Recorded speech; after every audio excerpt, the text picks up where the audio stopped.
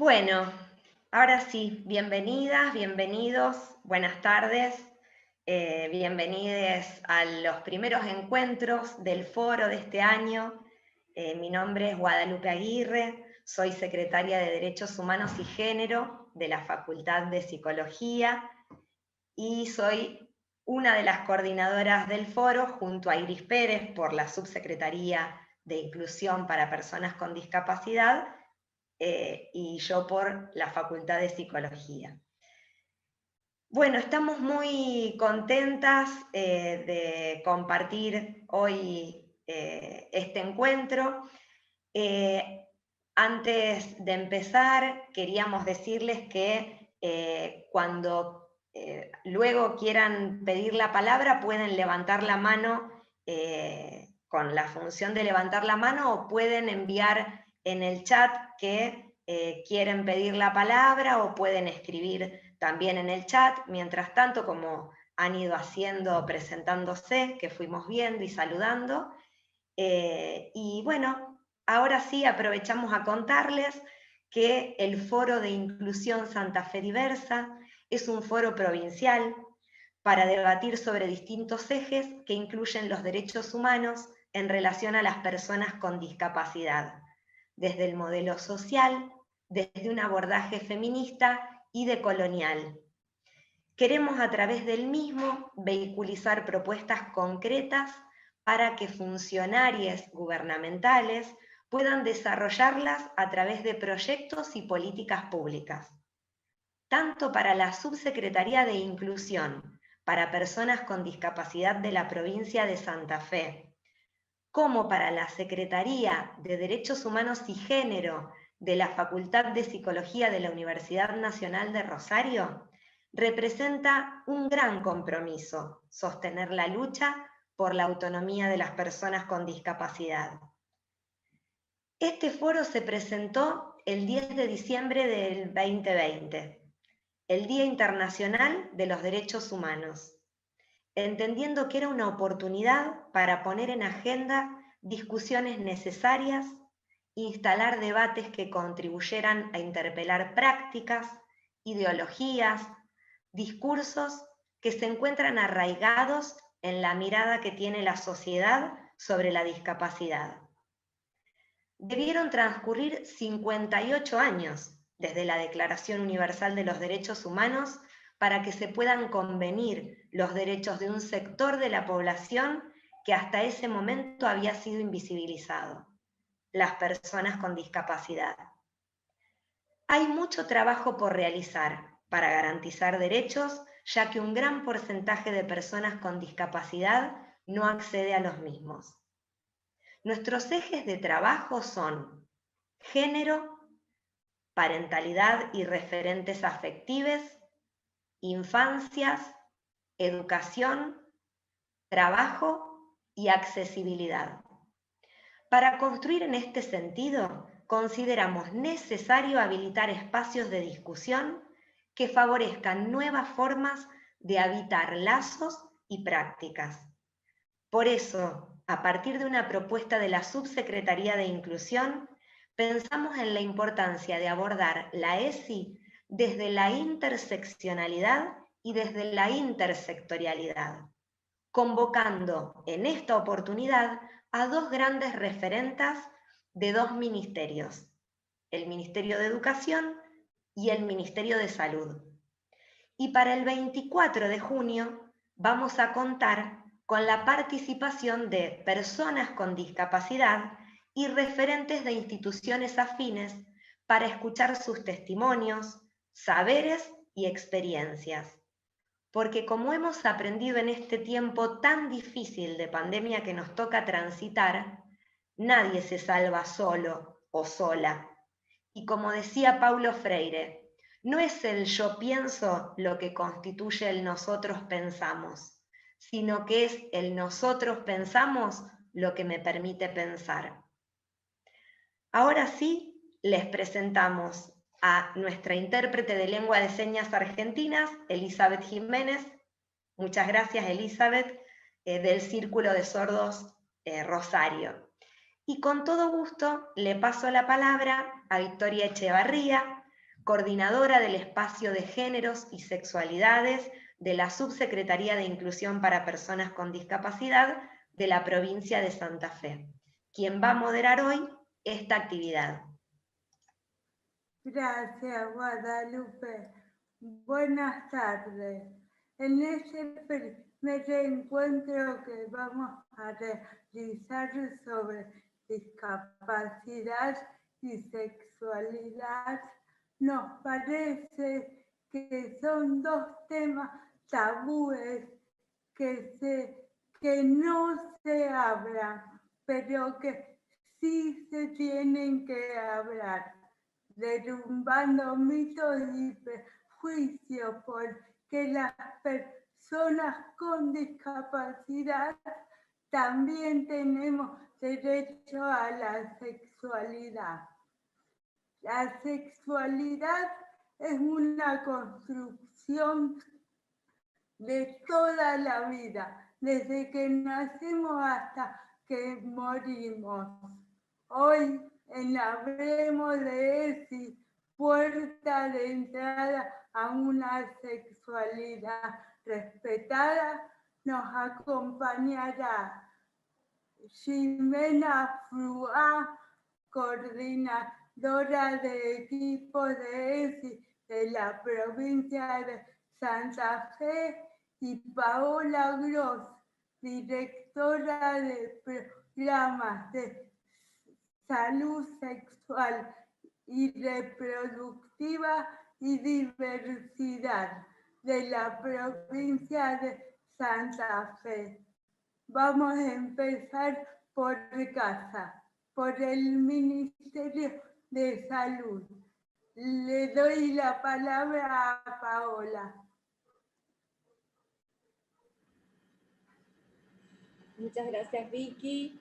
Muchas gracias a todas las personas que integran el foro y que generan este espacio de encuentro, esta ronda virtual, podríamos decir. A mí me gusta mucho el concepto de ronda, me emociona mucho el concepto de ronda, y en este momento que no podemos encontrarnos físicamente, creo que estos espacios, más allá de que son muchos diariamente para la mayoría de las personas que están presentes, seguramente, creo que tenemos que seguir impulsándolos para continuar encontrándonos, compartiendo experiencias y generando las instancias necesarias para ir avanzando en deudas que tienen las distintas sociedades en torno a los derechos, y en este caso específicamente a los derechos sexuales y reproductivos. Que en realidad, cuando pensamos, el año pasado cuando nos empezamos a encontrar con las compañeras de la Subsecretaría de Inclusión, empezamos a soñar con una línea de trabajo conjunta desde lo que corresponde a salud, que tiene que ver precisamente con todo lo que la normativa establece, y como tantas normativas, es una responsabilidad social poder lograr su cumplimiento. Específicamente hablando de los derechos sexuales y reproductivos con perspectiva de discapacidad, nos parece como primera instancia tener en cuenta que son los mismos derechos para todas las personas. Esto que plantea Vicky, que siempre trabajamos con las compañeras del equipo de la dirección, en conjunto con Inclusión, y también en una nueva articulación que pudimos generar con el Ministerio, con el recientemente creado Ministerio de Género Provincial, nos parece que vamos generando las instancias necesarias para saldar estas deudas. Fundamentalmente a mí me interesa poder no abordar cuestiones teóricas, sino comentar un poco cómo venimos trabajando en esta nueva línea desde salud, y específicamente desde salud sexual, para poder ir generando las instancias que nos permitan lograr una salud sexual y reproductiva plena para todas las personas, y específicamente para las personas con discapacidad. Estamos trabajando en una serie de encuentros. El año pasado logramos realizar uno, y este año estamos iniciando, ahora el 29 de junio, un ciclo de encuentros para equipos de salud en los cuales podamos ir abordando las cuestiones que creemos, y como bien dijo Vicky, que son tabúes y que muchas veces ante la duda, ante el no saber cómo abordarlo, yo veo caras, veo cabezas que asienten, porque creo que la sexualidad en sí es un tabú, pero mucho más pensar en la sexualidad de las personas con discapacidad. Entonces, para los equipos de salud esto también es una dificultad. Y nos encontramos con barreras que son simbólicas, que son culturales, que son de herramientas a la hora de abordar. Nos encontramos también con las barreras que son más visibles y más militadas, creo yo, que son las barreras que tienen que ver con la infraestructura. Y creo que todas tienen que ir siendo abordadas. Cuando yo, la primera vez que fui a Inclusión y la veo a Iris, gracias Iris por enseñarnos siempre, por ser una impulsora de los derechos humanos, empezamos a soñar con esta línea de trabajo. Yo celebro que el espacio que tienen las personas con discapacidad para defender sus derechos en la provincia haya tomado este tema y haya podido generar una instancia, tanto en la ciudad de Santa Fe como en la ciudad de Rosario, en la cual se puedan estar abordando estas cuestiones y dando respuesta a las personas con discapacidad. Me parece que es saldar una gran deuda e impulsar desde la institución, que es la responsable de generar las directrices. Y creo que esta mirada que planteaba Iris, que tiene que ver con poder ir generando este contagio, y digo contagio y todo el mundo debe estar pensando en coronavirus en este momento, pero yo estoy hablando de estos contagios que son buenos porque generan una movilización en las instituciones para poder ir ampliando derechos. Precisamente de los buenos contagios que estoy hablando. Y creo que el proceso que venimos realizando, la articulación que venimos realizando, que creo que es la palabra articulación en sí, es la palabra que no tenemos que perder de vista en ningún momento. A través de esta articulación que empezamos el año pasado, empezamos a capacitar recursos humanos de las dos áreas, y luego de esa capacitación generamos esta línea de trabajo que hoy está dando ya por resultado el inicio de un ciclo de capacitaciones, pero en el camino, y a mí lo que me interesa es contar la experiencia, porque creo que todas las instituciones presentes seguramente pueden, a través de conocer experiencias que venimos realizando en algunas instituciones, ir pensando, desarrollando creativamente, con articulación, escuchando sobre todo las líneas también de trabajo internas de las instituciones para poder ir abordando estos temas. A través de esta capacitación que yo les contaba, que participó Vicky y una compañera de la dirección, empezamos a desarrollar la planificación de esta línea de trabajo nueva que tiene el Ministerio de Salud, y que celebramos el apoyo además que tenemos desde el Ministerio para poder desarrollarla. Y es importante porque era algo que no se había abordado todavía desde salud sexual, así que creo que es para celebrar. Y eso fue generando este efecto contagio que yo les digo, y empezamos a generar instancias con género y con otras instituciones para ir primero poniendo en común las dificultades con las que nos encontramos en las instituciones. perdón. Y creo que eso es otra de las cuestiones que no tenemos que perder de vista. Poner en común las dificultades con las que nos encontramos. Disculpen, estoy en una oficina y se me suena el teléfono. Aunque ustedes no crean, el teléfono de esta oficina suena a toda hora. Poner en común las dificultades para poder efectivamente abordarlas. Reconocer desde las instituciones públicas que nos hacen crisis algunas situaciones, que necesitamos seguir generando herramientas para poder abordarlas, y es precisamente lo que estamos encarando desde el Ministerio de Salud.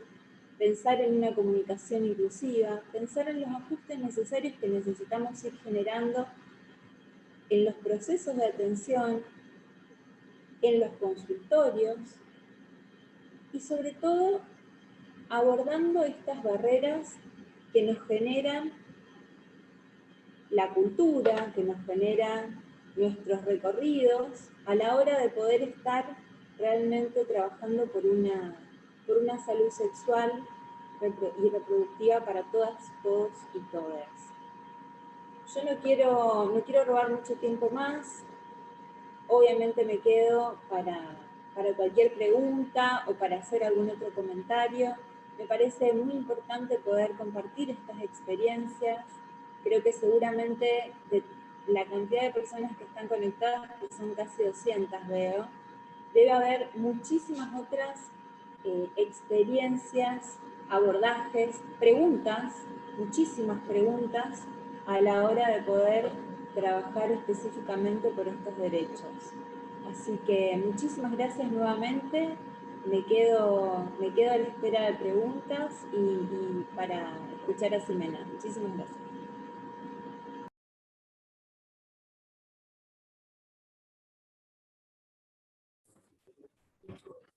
Buenas tardes, noches. Gracias, compañeras, Guadalupe, Daniela, Victoria, por la presentación. Al compañero que no recuperé su nombre, pero que nos ayudó con la parte técnica también. A Eli, que cada vez que participo en estos conversatorios y hay quienes trabajan con la lengua de señas, me quedo fascinada porque es todo un acto performativo en la práctica del lenguaje que realmente me fascina y aprendo de mirar y me quedo muy enganchada, así que gracias Eli por estar ahí.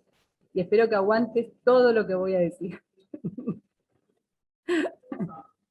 Bueno, traje un puñado de cuestiones para compartir porque soy la coordinadora actualmente del equipo provincial de educación sexual integral, pero hace varios años que estoy en el programa, desde el 2012, y es un programa tanto nacional y provincial que tiene varios años.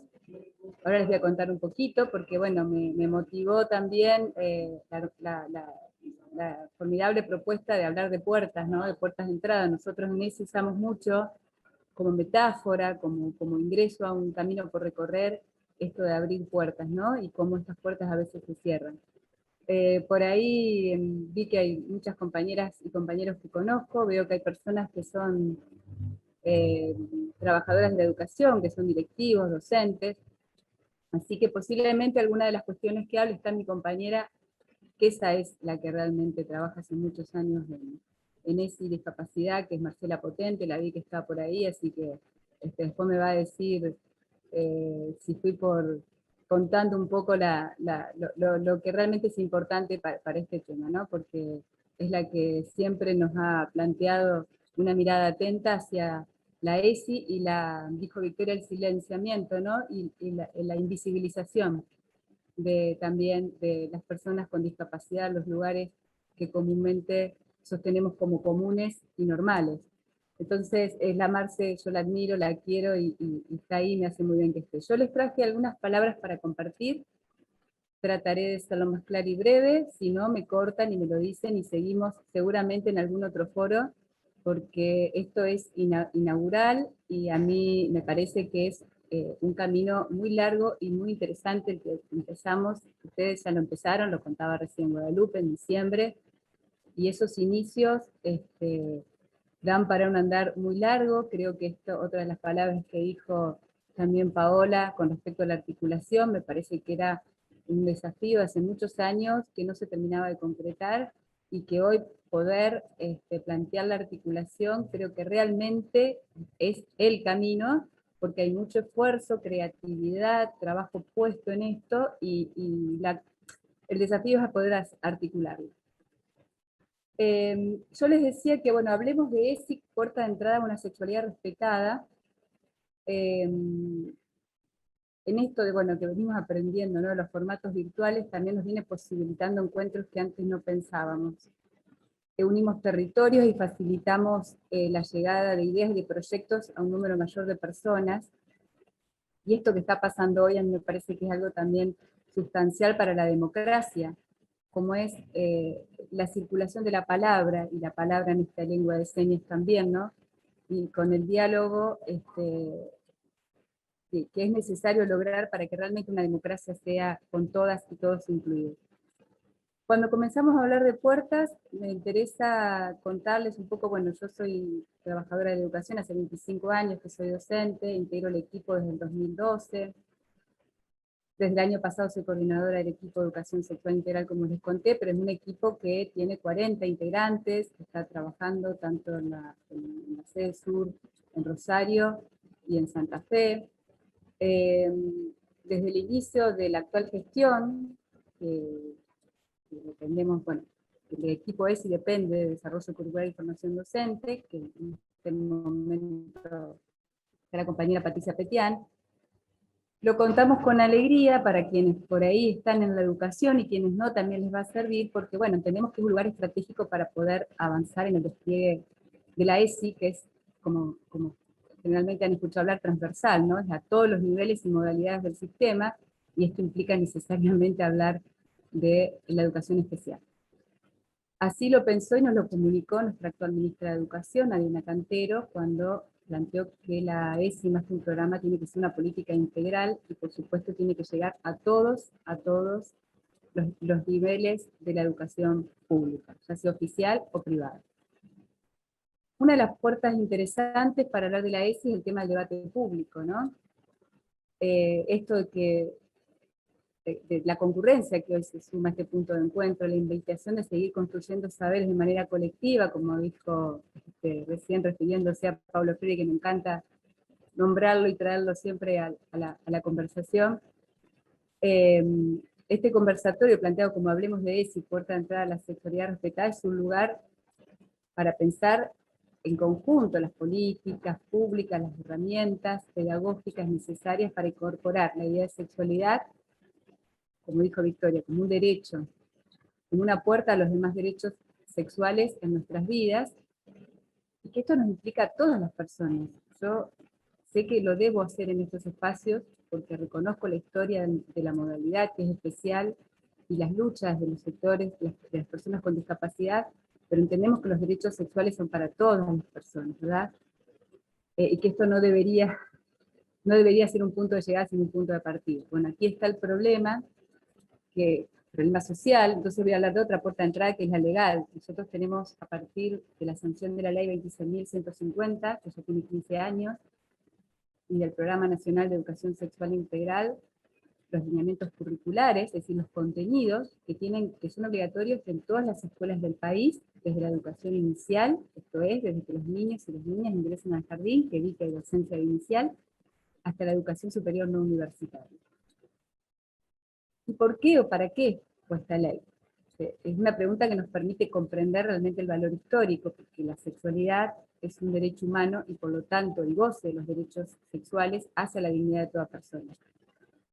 La ESI garantiza fundamentalmente el derecho a conocer los derechos sexuales, a aprender a identificarlos, a vivirlos, a respetarlos, a cuidarlos, a exigir si no se cumplen y a restituirlos si son vulnerados.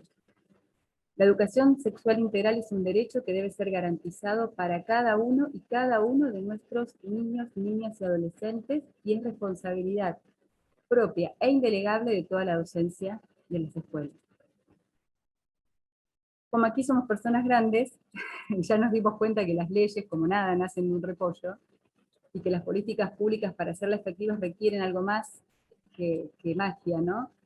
Es una ley con una larga y fecunda conquista, la de la ESI, ¿no? Conquista de los movimientos de los derechos sexuales, y el despliegue de la política pública para cumplirla requiere de un esfuerzo constante, constante de creatividad y producción de las condiciones para hacer posible la igualdad en el acceso. Creo que tienen claro las personas con discapacidad que esto es una deuda, ¿verdad? La igualdad de oportunidades y trato de varones y mujeres es un propósito del programa. Pero hay que complejizarlo un poco más, ¿no? Por eso digo, abre una ventanita y vemos que la realidad es compleja. Si bien el propósito de la ESI es igualar las condiciones, como primer propósito entre varones y mujeres, sabemos que la desigualación entre varones y mujeres, nosotros usamos un término que claro, se intersecciona con otras realidades. No es lo mismo el territorio, el acceso a los bienes materiales y simbólicos, la franja etaria, la etnia, la discapacidad.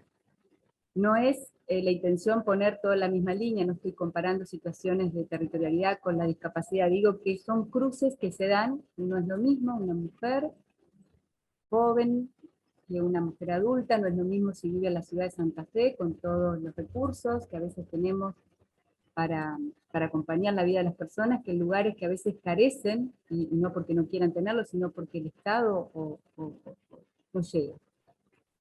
Esto nos habla de otra puerta muy importante, que es la política pública.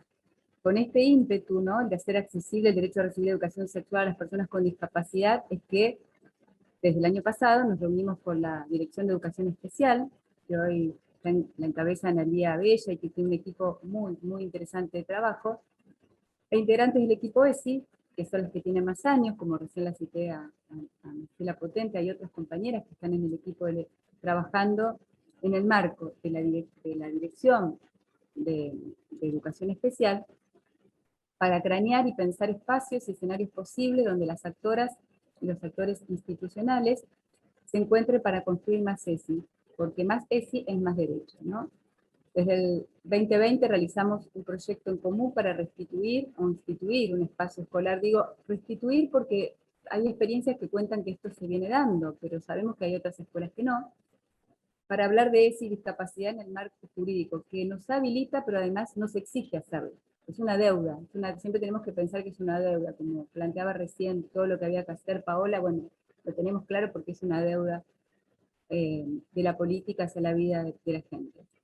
Y abro otra ventanita, con Marcela y con las compañeras siempre nos están interpelando cuáles son los obstáculos. Digo, tomo algunas preguntas que estaban en el documento original de este foro, y que compartimos, por eso las comparto con ustedes, cuáles son los obstáculos a los que se enfrentan las niñeces, adolescencias y juventudes a la hora de transitar el camino educativo, cuáles son las expectativas, los sueños, los anhelos que ellas y sus referentes afectivos tienen en relación a la educación, ¿no?, la educación de sus hijos. Eso nos tiene permanentemente atentos a lo que debemos responder. Y nos habla de otra puerta que es el conocimiento del derecho, ¿no?, porque para el ejercicio de un derecho primero hay que conocerlo. El saber se va diciendo y se va escribiendo en plural, como decía Guadalupe, entre nosotros, nosotras y nosotres. El tema convocante es la igualdad y la justicia sexual. Es el derecho de toda persona a vivir su sexualidad libre de prejuicios, de etiquetas, de estereotipos y de discriminación. Esto es una sexualidad placentera, deseante, vital, libre de violencia. La igualdad es el derecho a tener derechos, toda una definición que es de Hannah Arendt, la tomo porque siempre me pareció que que tiene claridad teórica y práctica también.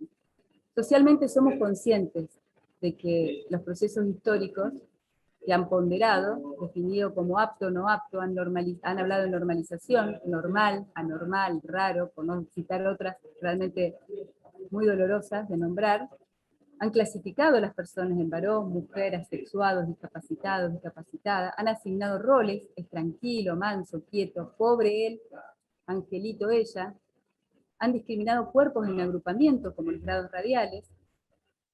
Estas situaciones pueden leerse aún en los documentos escolares y forman parte de la cultura escolar. La teoría nos echa luz sobre el paradigma normalizador y nos explica un poco de los cuerpos y las subjetividades en este sentido. Esa era la tarea en un momento de la escuela, normalizar u homogenizar al futuro ciudadano. Ese futuro ciudadano a educar fue el lugar durante más de un siglo y bastante más, donde no tenían cabida los no varones, los no blancos, los no normales, no había un lugar.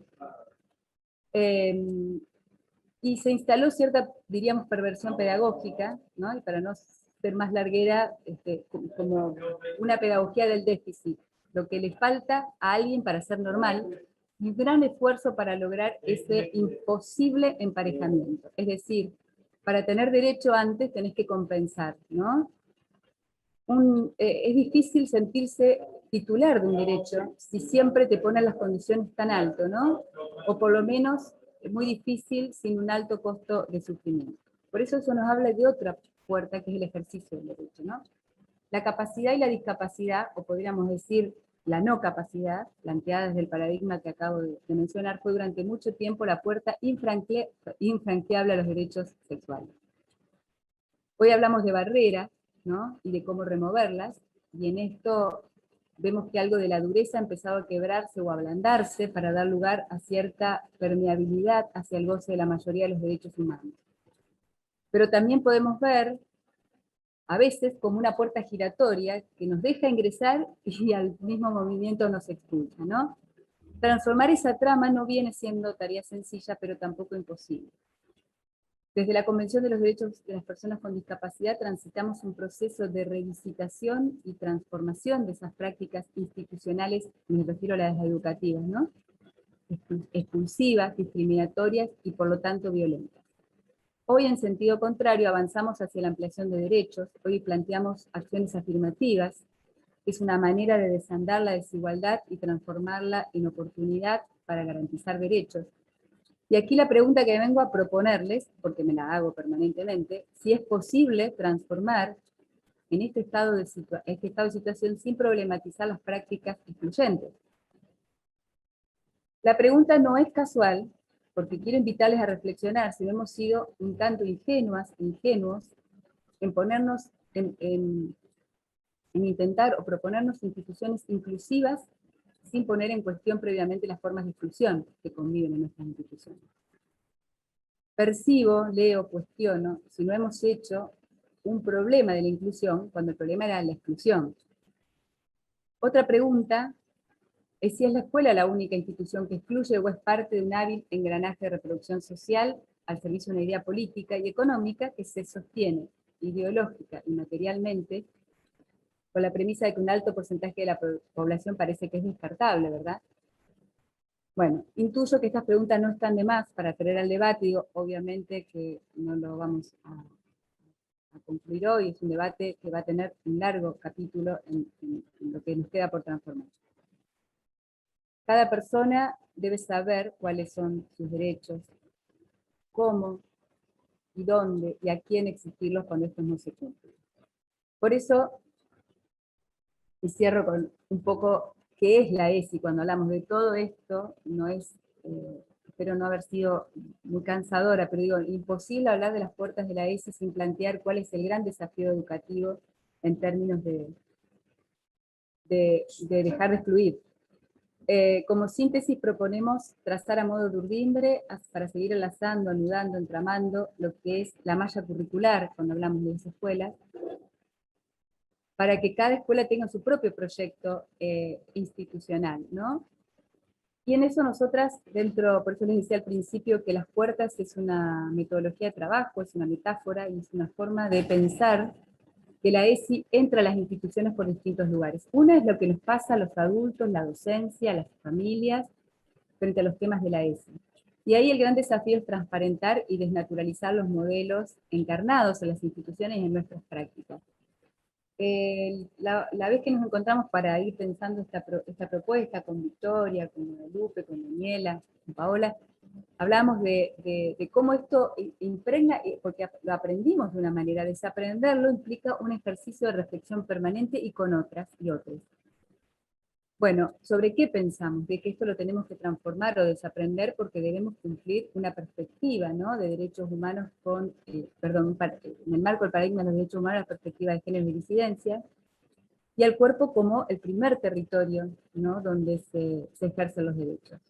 Y para esto nos implica desandar muchas cuestiones ya instaladas, como el adultocentrismo, el capacitismo, la naturalización de las prácticas de descuidado, porque al no hablar de sexualidad con personas con discapacidad, a veces es un descuidado, ¿verdad? Evitar estos temas nos implica dejarlas en soledad, frente a algunas situaciones que pueden significar espacios de fragilidad donde se puede instalar la violencia. La otra puerta es exclusivamente los lineamientos curriculares, que es lo que estamos trabajando con Analía Belle y con el equipo, de poder construir institucionalmente lo que llamamos en la ESI la transversalización. La ESI es en todo, es los contenidos que están prescriptos, hay unos NAP contenidos que tienen que ver con la ESI que deben ser cumplidos de acuerdo a las edades, los diferentes niveles, pero también aquellos que son prácticas institucionalizadas que hay que reformularlas. Eso no viene escrito en ningún libro, eso es la construcción que se va haciendo en cada institución. Y eso nos interpela o nos compromete, ¿no?, a entender el cuidado como una tarea colectiva, donde hay protagonistas, ¿no?, quienes cuidan, que en general aspiramos a que no sean siempre las mujeres, y quienes son cuidados, pero en el sentido que hablaba recién, con un nivel alto de autonomía.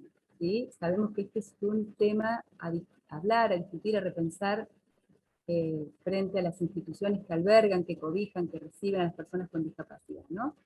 Cuánto cuidamos y cuánto no descuidamos, no generando condiciones de autonomía. Valorar la afectividad, los vínculos, el proceso de sexuación como parte integral, la sexualidad como parte de la vida, como parte de las instituciones y del hacer educativo. Evitar dramatizar situaciones que irrumpen o que pensamos que irrumpen porque desconocemos. Por ejemplo, gestos de cariño, de afecto entre dos personas que buscan a lo mejor un espacio de intimidad en el medio de la institución para tener un gesto de afectivo hacia otra persona, y como presumimos que las personas con determinadas discapacidades no tienen sexualidad, nos horroriza, generamos situaciones que realmente ahí sí se transforman en una irrupción y en algo del orden de lo inexplicable y que nos cuesta reponer. Bueno, habilitar espacios de resolución colectiva donde se puedan diferenciar lo que es una vulneración de un derecho, ¿no?, y lo que son conflictos, como acabo de mencionar, a veces conflictos entre adultos que no pueden, y adultas y adultos que no pueden ponerle palabras a las situaciones que ocurren. Y la otra puerta de entrada, fundamental para la ESI, es la relación con la comunidad, que hoy lo ponemos acá porque estamos en comunidad, porque articulamos con diferentes ministerios, pero la sexualidad, esto es necesario hablarlo con las familias, poder generar esos espacios en el marco de la institución para hablar de la diferencia entre sexo y género, para explicar esto que hoy dijo Victoria claramente: la sexualidad es algo propio de las personas, de todas. La discapacidad no genera ninguna pérdida de derechos, ni pérdida de placer, ni de deseo de estar con otras personas. Así que esa es la tarea, desnaturalizar, conmover, conversar, habilitar, acompañar, acompasar tiempos de las diferentes generaciones y momentos que estamos viviendo, incluso las diferentes instituciones. El equipo ESI y especial hemos iniciado un camino desde el año pasado, yo creo que va a tener su correlato. Estamos trabajando en este momento con reuniones con todas las supervisiones para poder tomar cuáles son las demandas, para poder, esto que decía recién, acompasar, ¿no?, los tiempos de las instituciones, por dónde fueron sus reflexiones, y cómo nosotras desde la ESI podemos acompañar con formaciones, o formaciones, digo, situadas en las escuelas. Y bueno, todas estas puertas en realidad habilitan la gran puerta que es la posibilidad de la libertad y la realización de los proyectos personales. Y digo personal no como individual, sino lo que nos une en una sociedad, en una comunidad. Hemos abierto puertas y ventanas durante este recorrido breve, que intenté ser breve, sé que no es mi característica, tengo ahí un problema, yo tengo mi discapacidad también en este sentido. Hemos abierto puertas y ventanas para superar etapas oscuras de nuestra historia. Estamos construyendo caminos que son desde aquí y ahora hacia un allí y entonces, que es el futuro, la utopía, el sueño de un mundo donde quepan todas las diferencias, ¿sí?, y que no se les llame de otra manera las diferencias. Y bueno, pasar de una idea de universo con etiquetas a ese pluriverso donde habitamos en igualdad. Muchas gracias por haberme escuchado y disculpas por a lo mejor haberme extendido más de lo esperado. Gracias, Eli, te dejé extenuada. Muchas gracias, muchas gracias. Gracias, Jimena, Paola. Y ahora vamos a abrir los micrófonos y a leer el chat para quien quiera compartir o preguntar algo a las invitadas. Y acá levantaron las manos, primero Cuenta Profesional y después Romina Lipori.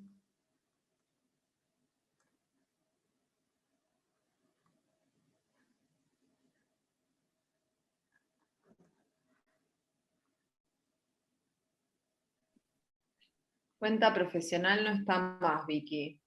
Ahora busco. Y Romina Lipori.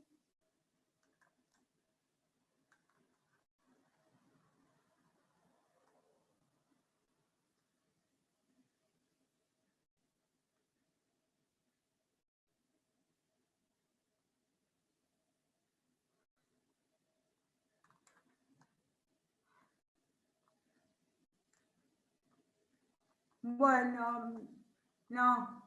Bueno, leo un comentario. Buenas tardes.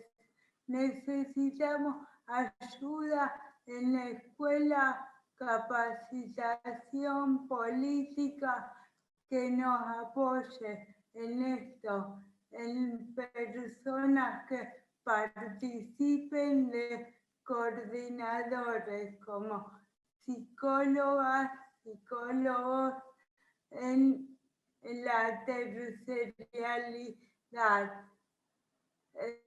Permita interpelarnos materiales y elementos concretos para trabajar con los estudiantes y sus familiares.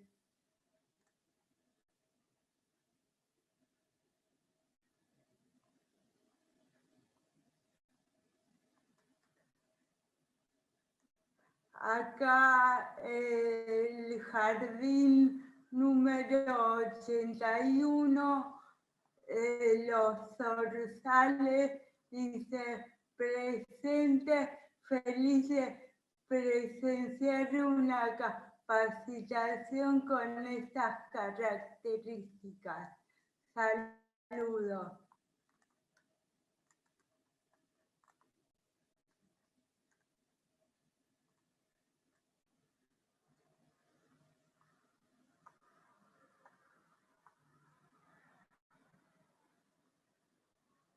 Bueno, lo que vemos que hay muchas escuelas, si quieren pueden dar su opinión, su experiencia o preguntar algo. Victoria, ahí quería tomar la palabra, pero está bien. Zoom tiene sus reparos, no me estaban dando, no podía contestar. En realidad, acompañar lo que dicen las compañías, las que dicen las personas que están participando del chat. Un poco traté de dar cuenta que esto sí es algo, es una deuda, y no quiero desligarme porque el equipo ESI no está al margen de nada, pero nosotras venimos trabajando hace muchos años tratando de instalar este tema como una necesidad, por eso la nombraba, aunque no le guste mucho a la Marce Potente, porque ella todo el tiempo planteaba y ha hecho muchos trabajos con instituciones, pero ciertamente hubo años donde no, hay muchas ideas sobre lo que es la formación, ¿no?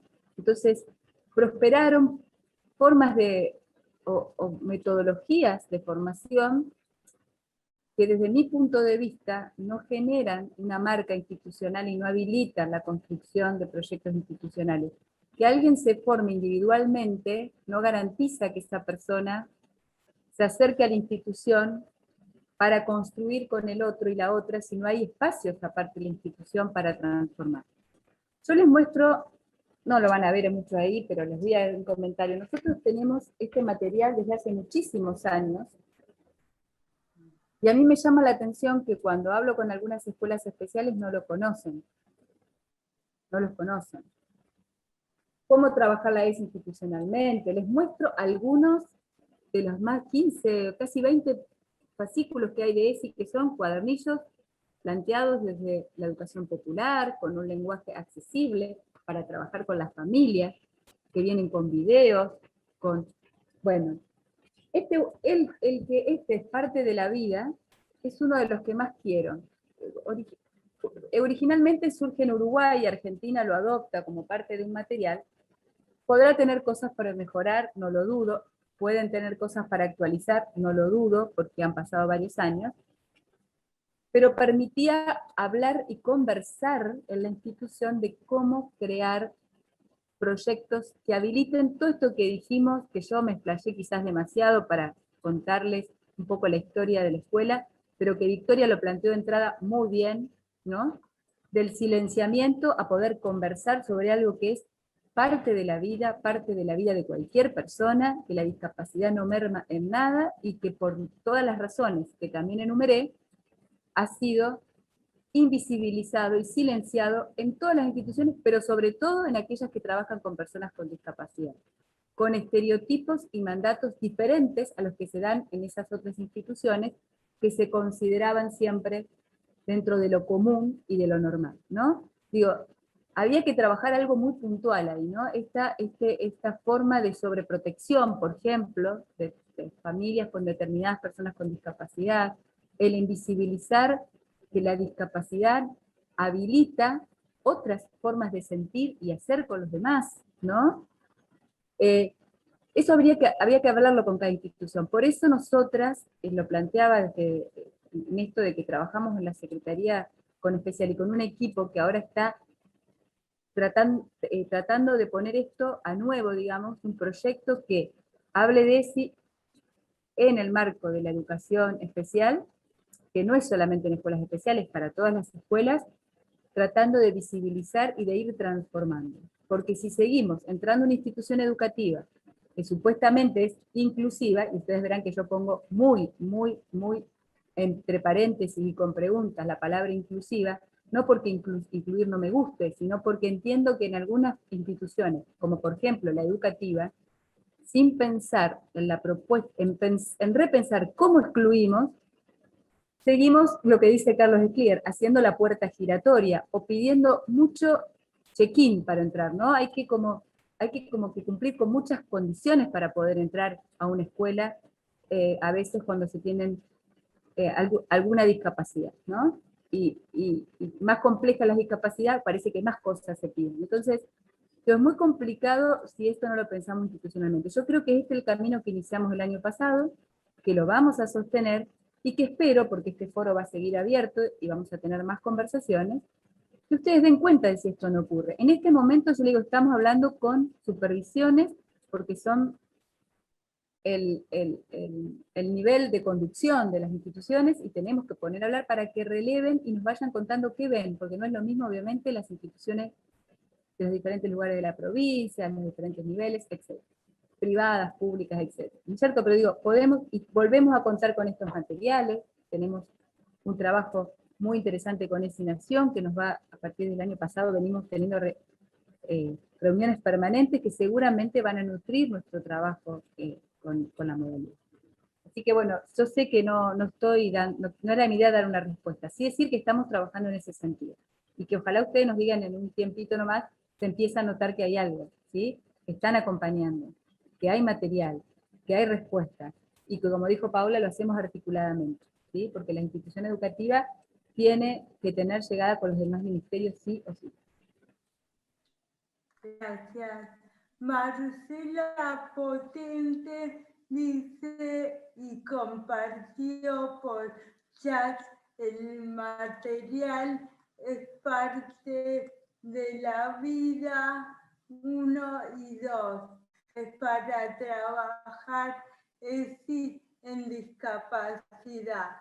Sí, yo no sé cuál de los dos, pero le dije el 1 o el 2. Y ahora le damos la palabra a Ana Fuentes.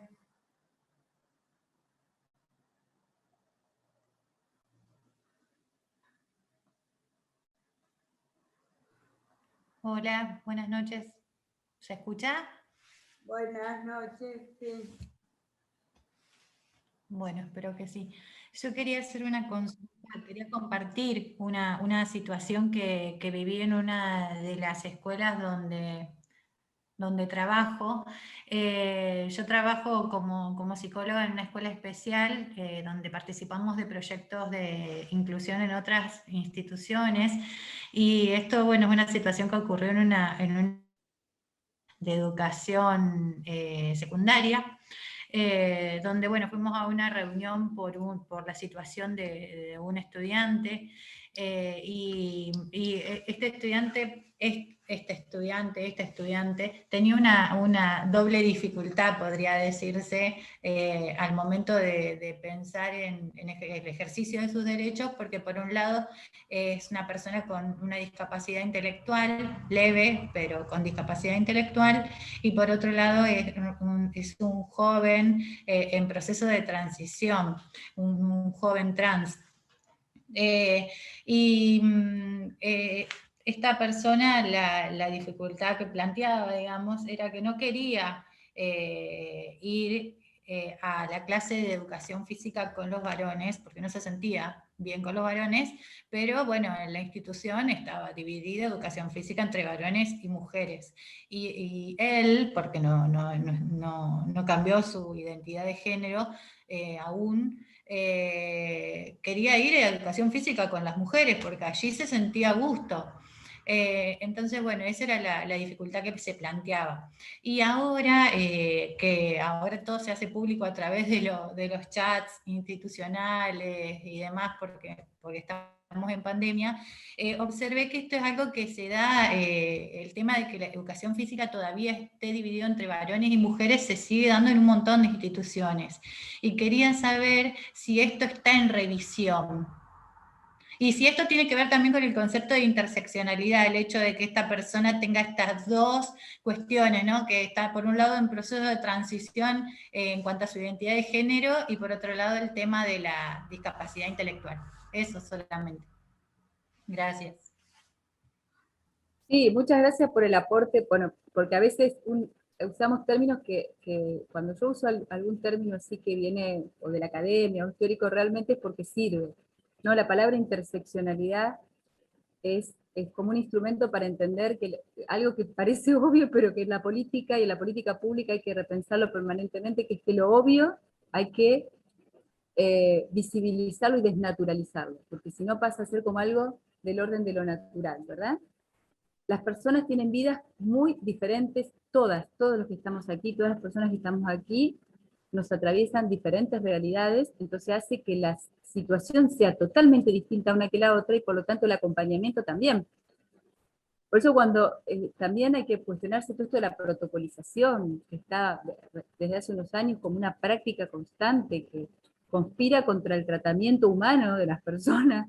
Pasás a hacer un protocolo, a ver qué pasa, a ver, paso 1 lo comunico, paso 2 lo hago, paso 3... Sentate a hablar y fíjate qué le pasa, qué está diciendo, quiere ir a la educación física, cuál es el obstáculo en este caso, la puerta que se cierra, y que a lo mejor la profesora o el profesor de educación física sigue sin poder haber revisitado esto de los grupos diversos, ¿no? Porque no hablamos ni de mixto, ni de grupos de diversidad, que es lo que debiera ocurrir en las clases de educación física. Y tomando lo que vos decís, sí está en revisión, en el mismo sentido que educación especial. Nosotras esta mañana justamente participé de una de las 4 reuniones que va a haber con educación física para trabajar puntualmente este tema en educación física, que es acompañar a los CEF, a los institutos de formación superior, para volver a trabajar esto que en algún momento, si ustedes conocen algo de educación física, volvió para atrás, hubo una retracción y una tensión muy grande a partir de una disposición que habilitaba de un día al otro, habilitaba las clases, en ese momento se hablaba de clases mixtas, ¿no? Bueno, esto generó que un grupo de docentes se organizaran en contra de esto, generó una serie de cuestiones. Hoy hay otro momento, pero sí es cierto que hay que generar las condiciones para charlarlo, para conocer por qué hablamos de estos grupos, saber cuáles son los miedos, los temores de la docencia frente a la implementación de clases con diversidad, donde cada quien pueda sentirse a gusto de estar y decirlo o no, y retirarse, cosas muy sencillas que hablamos de derecho parecen obvias, pero en la escuela a veces lo obvio, vuelvo a decir, hay que volver a hacer una pregunta, hay que volver a pensar, ¿no? Piensen que la escuela no sigue siendo tan obvio tener ganas de ir al baño y hacerlo. Parece que a veces ir al baño implica un permiso, ¿no? En cualquier lugar uno se para y dice, voy al baño. No, no, permiso. Voy a ir al baño y volver rápido, no vaya a pasar algo en el baño. Digo, hay un montón de cuestiones. Yo vengo de la escuela, es una autocrítica, no estoy criticando a los demás, me critico a mí misma, pero digo, esto es parte de la realidad institucional, y cuando las compañeras hacen la pregunta, ¿hacia dónde van? Esto está revisándose. No sé cómo seguirá la situación de este piba o pibe y cómo será su proceso. Ningún proceso es igual a otro, puede tener tiempos totalmente diferentes, puede que defina o no. Hoy hablamos de identidades fluidas, ¿sí? Y no es nada difícil de comprender, pero sí que es necesario charlarlo. Gracias. Ahora pide la palabra María Fernanda Riva.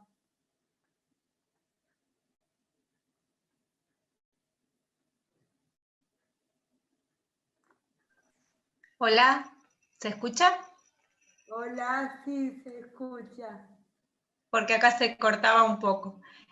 No, bueno, lo único a aportar, porque yo escribí en el chat, esto de el porqué de la ayuda por ahí, o esta organización que las escuelas, yo trabajo en una escuela especial, necesitamos, porque quedó la capacitación, sobre todo, muy recortada, a veces a un docente o dos dentro de una escuela. Bueno, y eso es como que se nos dificulta por ahí este trabajo compartido que ustedes estaban señalando.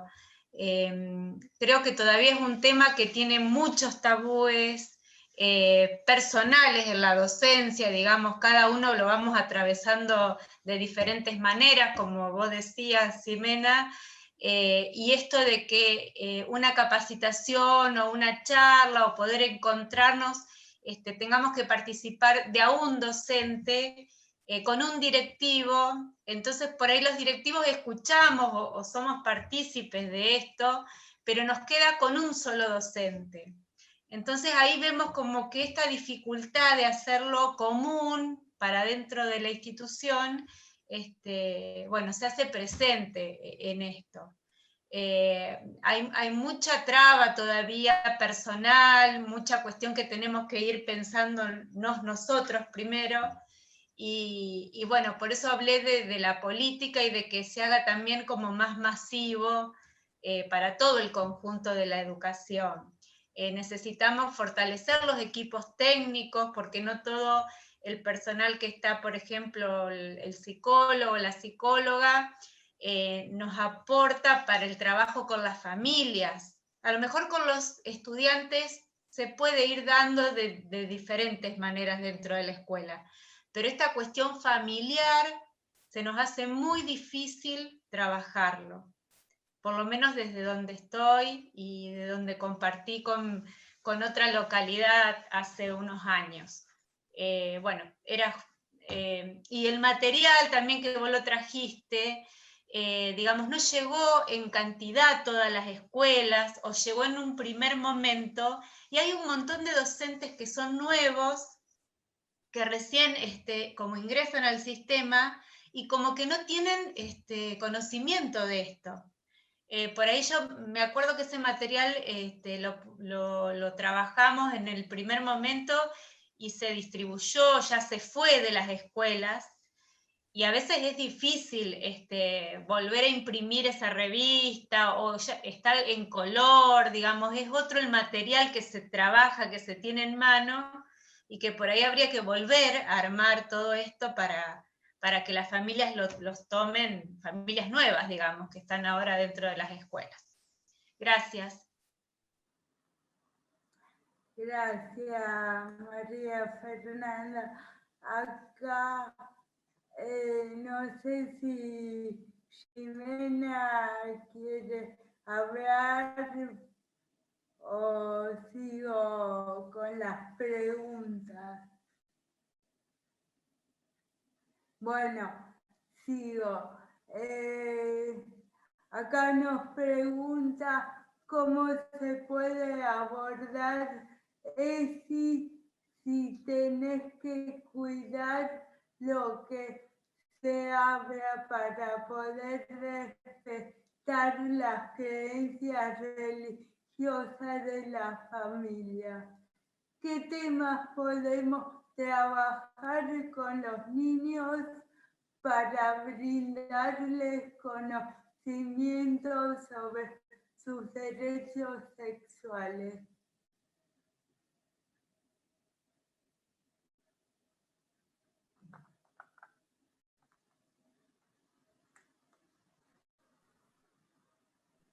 Bueno, respondo un poquito lo de antes. Estos materiales se van a volver a editar. Creo que no voy a redundar en el trabajo institucional, que por lo menos pensamos que tiene que ser diferente al que se venía trabajando con la idea de, como dijo la compañera, una docente. Hay que trabajar lo institucional y hemos visto que cuando esto ocurre mejoran las condiciones. Y hay mucho material. Hay una producción en torno a la ESI que yo debe ser, no sé, a lo mejor porque estoy en el tema y pierdo la perspectiva, pero no sé si hay otro campo del saber que tenga tanta producción. Ustedes van a encontrar materiales por todos lados, pero ustedes también saben que los materiales no se pueden leer todos si no los comparto con alguien, los tengo que llevar al lugar donde estoy, me tiene que servir, tengo que poder construir con el otro, no sirve juntar una biblioteca si no la ponemos al servicio de algo común. Y espero que en un tiempo podamos hablar de otra cosa, ¿sí? Ojalá lo podamos llevar adelante, porque yo creo que estamos haciendo un muy buen trabajo, que lleva, al principio cuesta tiempo, pero lo vamos a poder hacer. Con respecto a los temas vinculados a la familia y a lo que se puede o lo que no se puede decir, bueno, creo que hay cosas que cada quien resuelve porque somos adultas, adultos, porque somos docentes y tenemos una autoridad, y nadie puede tomar decisiones por otra persona. Pero nosotras siempre venimos proponiendo desde el equipo que aquellos bordes que definen la autoridad de la escuela están dados de sobra, digamos, está todo, está la ley, está la autorización del ministerio, están los equipos que trabajan cuando esto falla, porque hoy hablamos varias cosas y nos olvidamos mencionar el socioeducativo. Ahí en el Ministerio de Educación tenemos la Dirección de Equidad y Derechos, que conduce Vanina Flesia, y que en este momento además en el equipo ESI estamos trabajando en una mesa común para intervenir en situaciones que a veces aparecen como situaciones complejas, difíciles, son situaciones muy sencillas que con acercarse a la escuela y dar algunas pautas de cómo trabajar o ir mejorando las condiciones de la formación se pueden cambiar, ¿no? Digo, esto que decía la compañera anteriormente, de una clase de educación física, de un joven con discapacidad, que aparte está en un proceso transicional, hace 2 años explotaba la escuela.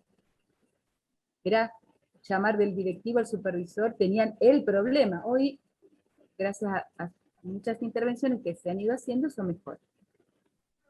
Con respecto a lo que se puede o no se puede hablar con la familia, está la norma, está la ley, están las instituciones educativas que van a favorecer esto, y no hay nada que niegue que uno pueda hablar de sexualidad en el marco de lo que plantea los contenidos. Yo no conozco, les digo, estoy desde el 2012 en el equipo y venía trabajando en las escuelas y siempre trabajé sexualidad. Nunca vi que pasara algo, o que alguien haya transmitido contenidos o conocimientos impertinentes, digamos. No me pasó. En la historia de la ESI, tampoco, ¿no? Sí hubo situaciones que todos conocemos, donde la docente o el docente están por lo menos se presume que hubo una situación de abuso y después se investiga, eso sí puede pasar, pero eso no tiene nada que ver con la docencia y la enseñanza de la ESI. También tenemos que decir otra cosa, y esto es un poco más incómodo quizás. Está la norma, está lo que el docente decide, están los contenidos, no hay nada para tener temor de enseñar la ESI. Pero voy a decir otra cosa que es un poco más incómoda. Sí he relevado durante estos años en el equipo que cuando una familia no quiere que se enseñe educación sexual integral,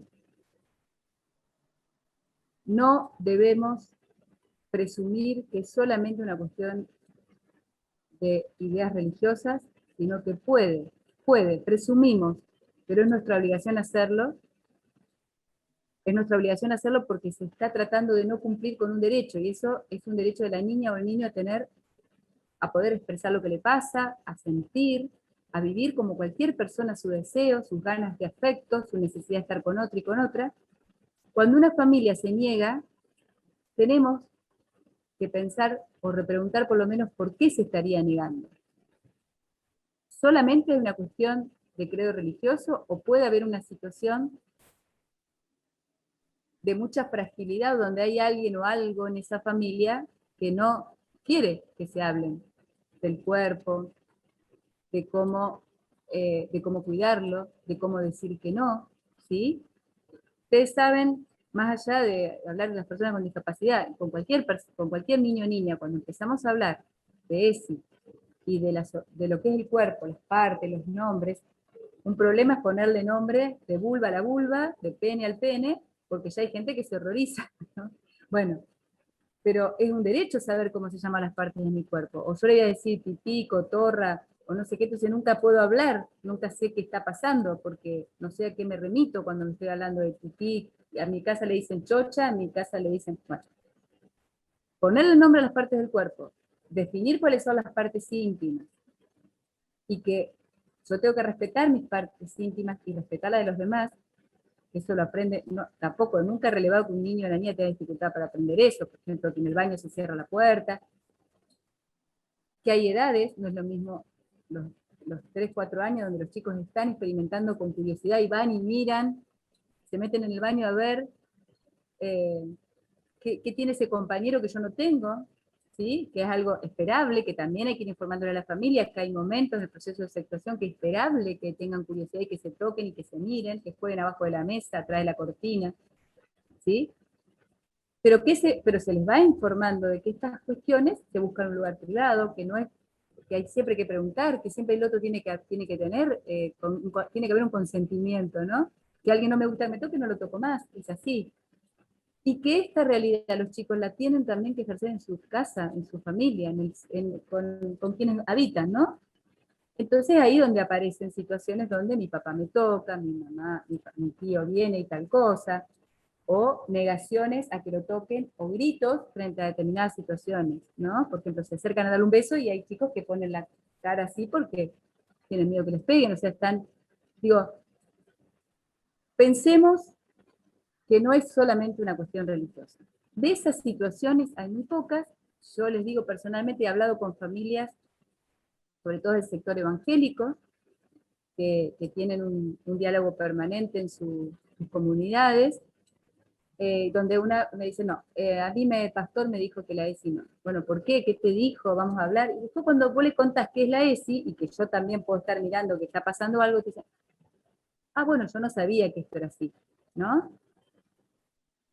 No sé si fui muy práctica en contándoles esto, pero me parece que es lo que ocurre. Y que eso es lo que tenemos que tener en cuenta. Nadie se puede poner mal porque vos trabajes en la escuela, por lo contrario, siempre recibimos de la familia, cada vez que ocurre que hay un encuentro institucional, que se habla de esto, gracias, te dice la familia, gracias porque yo no sabría cómo hablar de todo esto, no tengo idea cómo se hace. Bueno, es la escuela el lugar, ¿sí? Porque en casa vamos a aprender lo que ya hacía mamá y papá, y que quizás no es, o mamá, papá, la abuela, el tío, quien viva conmigo, que quizás no es lo que tengo que aprender. Que no es lo que es el hábitus o la cuestión primaria, la socialización primaria en la familia, es muy importante para lo afectivo.